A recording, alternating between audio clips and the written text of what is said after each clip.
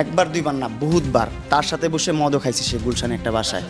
তার সাথে বসে এই হারুন সাহেবের একটা বান্ধবী আছে, নাম কি যেন একটা, ওই হারুন সাহেবের যত কিছু প্রয়োজন পড়তো, যাকে যে মেয়েকে প্রয়োজন পড়তো সেই মেয়ের সাথে কথা বলতো মেয়ে। এক বিস্ফোরক সাক্ষাৎকারে টিকটকার মামুন প্রকাশ করেছে ডিবি কর্মকর্তা হারুনের বিরুদ্ধে ভয়াবহ দুর্নীতি ও প্রতারণার অভিযোগ। সেখানে তিনি জানান, ডিবি হারুন তার প্রভাব খাটিয়ে যাদের পছন্দ করতেন তাদের ব্যবস্থা করে দিতেন লায়লা। মামুনের ভাষ্যমতে লায়লা ছিল তার বিশ্বাসভাজন, কিন্তু সেই আমাকে প্রতারণার ফাঁদে ফেলেছে। মামুন অভিযোগ করে বলেন, ডিবি হারুন আমাকে ডেকে নিয়ে বলেছিল, তুমি ডিবি অফিসে আসো, তোমার সাথে গুরুত্বপূর্ণ কথা আছে।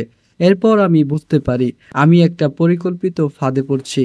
তিনি আরও জানান, গুলশানে একটি বাড়িতে লায়লা ও হারুনের একাধিকবার দেখা করতেন এবং সেখানে মদ্যপানের মতো ঘটনা ঘটেছে। মামুন বলেন, ডিবি হারুনের যে মেয়েটি ভালো লাগতো লায়লা সেটা ম্যানেজ করে দিত। এসব ছিল প্রভাব প্রতিপত্তি ও ব্যক্তির স্বার্থে করা একটি চক্রের অংশ। তিনি আশঙ্কা প্রকাশ করে বলেন, আমি এখন ভয় পাচ্ছি, বুঝতে পারছি না কিভাবে এই ফাঁদ থেকে বের হব। আপনারা সবাই দয়া করে আমাকে সাহায্য করুন। আমাকে কিভাবে সাহায্য করলে আমি এই ট্র্যাপ থেকে বেরোতে পারবো, আপনারা প্লিজ আমার সাহায্য করেন। সো আমাকে সেভ করতে হবে আপনারা আমার সেভ করেন, না হলে আমি থাকবো না এই পৃথিবীতে, হয়তো বা এই বাংলাদেশে। আমার কিছু হলে একমাত্র লায়লাই থাকবে।